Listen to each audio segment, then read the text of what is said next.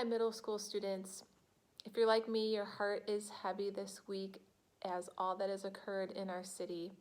And like me, maybe you've asked yourself, what can I do? How can I help? How do I need to grow and change as a person to be more aware of racism and injustice? I'm hopeful because as we ask these questions, we are opening the door for God to be at work in our hearts, and we can allow God to lead us in compassionate living. Well, this week, Josiah is going to share a quick devotional thought about injustice. Today is week 2 of the summer devotional series we are posting each Monday. There'll be a few questions at the end that you can discuss as a group or on your own. Thanks for joining us. Hey everyone. Like Cindy was saying, I think our hearts are heavy this week, seeing an act of great injustice happening so close to home and seeing the destruction that has resulted from that, not only nationwide, but right here in Minnesota. And man, it just really does bring some ideas to our head, and some thoughts to our head that really do give us some unrest. So, as we're walking through this, I do want to spend the next couple of weeks talking about justice and what justice means to the church and to the people of God. I want to start by saying, before we get into any verses, that we serve a God who cares deeply about justice. We serve a God who is enraged by injustice and is actively fighting against injustice. We serve a God who shows from Genesis to Revelation, from the beginning to the end, that his plan is to have his people living with him in a world where there is no injustice. He hates injustice more than we even can. And he is in this fight to bring justice. And let's not forget that, because I think sometimes we kind of feel like we maybe are pushing for this stuff on our own. We're not. God is fighting injustice right alongside his people. So now that we've kind of established that as a foundation, I want to talk through a couple verses in the Bible that I think are really important to look at. Um, they're both pretty well known, so you may have heard them before. You probably have heard them before. But I want to read them again and just discuss them a little bit. So first I'm going to read from Ephesians 2. I'm going to read verse 10. For we are God's masterpiece. He has created us anew in Christ Jesus so we can do the good things he planned for us long ago. I read this verse a lot. I hear this verse a lot, and I think sometimes the meaning is a little bit lost on me. This verse is saying that we serve a God who looks at everything he has created, the heavens and the earth and everything in them, every planet, every star, every solar system, every beautiful lake, river, mountain, every just beautiful, amazing animal. And he looks at it all and he says, out of all of this, my masterpiece is human beings. And part of justice is us adopting that lens as well, that every human being we encounter is God's masterpiece. When we are not viewing people through that lens, it's so much easier to either commit an act of injustice against that person or for us to not care when an act of injustice is committed against that person. But when we are looking at everyone around us and seeing that they are God's masterpiece, that that person is created in God's image, we have to stand up for justice when things happen against them, and we have to actively be working for justice for them. It's not an option, it's an obligation. So just keep that in mind as we're reading through this. Not only is each of us God's masterpiece, but every person is God's masterpiece. And we need to be viewing every person through that lens. Keep that in mind as I go to the next passage. The next passage, Pastor Sean talked about on Sunday, and it's all over social media right now, but I do want to read it um, just as kind of a reminder for all of us, and also because some of our next couple weeks are going to be focused on themes from this. Starting in verse 6 of Micah 6. Micah the prophet, he says, what shall I come, with what shall I come before the Lord, and bow myself before God on high? Shall I come before him with burnt offerings, with calves a year old? Will the Lord be pleased with thousands of rams, with 10,000s of rivers of oil? Shall I give my firstborn for my transgression, the fruit of my body for the sin of my soul? But he has told you, O man, what is good. And what does the Lord require of you, but to do justice, to love kindness, and walk humbly with your God? In context, what this is saying is these people are basically asking Micah, a man who is speaking on behalf of God, what do we do to make God happy? How can we make God happy with us so that we know that we have this good relationship with him? Because, you don't want to be on God's bad side. And Micah's saying it's not about sacrificing all your animals. It's not about sacrificing all this stuff. It's not about these rituals.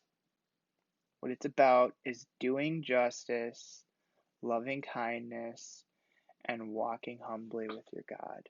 So we're going to be talking about those concepts in the next couple weeks, but I want to end this week by saying, man, these verses tell us that we need to do something. And I think it's kind of hard because I think we all feel a little bit restrained, feeling like, what can we do? It feels a little bit overwhelming. And I just want to say that's a feeling I've been feeling this last week too, is, man, it does feel like there's an overwhelming amount of injustice going on. And it just feels like, where do I even start? I just want to encourage each and every one of you that taking any step is a very good start. I mean, when in John chapter 6, when they were going to feed this giant crowd and they only had 5 fishes and a couple loaves of bread, did I just say fishes? 5 fish and a couple loaves of bread. Even that small step ended up being enough with the miracle of God to feed the entire crowd. What I mean by this is our actions right now are going to be small. Our actions, the things that we are able to do, are not going to be huge things on our own. But we serve a God who multiplies our efforts. And we serve a God who, through his miraculous work, can make the difference and can fight injustice and can bring about justice and equality. So take a step. The first step I really am going to encourage you to do is just be in so much prayer right now. Our nation is hurting. Our state is hurting. Our city has been on fire. It's sad. Pray. We can't fix all those buildings ourselves, and we can't calm the anger in the hearts of all the people who started them on fire. But what we can do is we can pray. We can pray to the God who does want to fight injustice, and we can spend significant amounts of time praying that he would make those things that are wrong with this world right. And it's something we have to do. And also just be praying for yourself and for those around you, that all of us would be able to look at every person we encounter and see them through this lens of that person as God's masterpiece. This is really something we all can do better at. And it's just something that I think we all need to focus on in some way, is being intentional about viewing every person we encounter as God's masterpiece. There are plenty of different organizations right now that are working to rebuild and repair our city. I really would encourage you and your families, if you're able to to figure out a way to help those organizations. I am not going to list any specifics because it kind of changes every day as to who's doing what in the city right now. But it's not too hard to find on social media or online how you can find an organization that could benefit from a food donation or a financial donation to help the people who have lost great things from this. It's pretty easy to find groups of people that are working to clean up some of those streets. And if that's something that your family feels safe doing, I'd encourage your family to do that. Just in general, keep your eyes open for ways to help. And then the final thing is make sure when you're talking about this or posting about this or really any conversation that happens about this, make sure that the way you are talking and posting and commenting about it is helping others to see all of the people involved through the lens of being God's masterpiece. Make sure that we are doing this in such a way that we see both George Floyd and all the officers who arrested him, the rioters and the officers who are having to work to protect the city now, that we see all of those people and groups of people through the lens of being God's masterpiece. Because regardless of what anyone has done, they were still created in the image of God. And we are called to make sure that justice is brought about for all people who are created in the image of God and all people who are his masterpiece. So be thinking about that, be praying about that. Just be praying. And use your voice to fight injustice in a loving way and look for ways to help those who are now facing need because of this situation. Let's just sing this worship song now and just keep in mind that as we sing, we are praising a God who cares deeply about justice.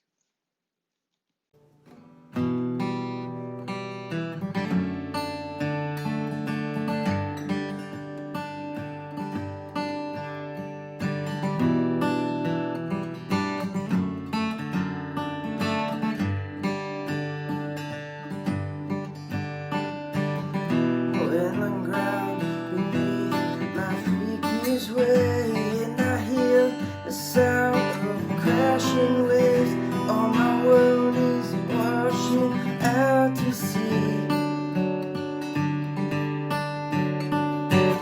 I'm insane and God who never moves, holding fast to the promise of the truth that you are holding tighter still to me.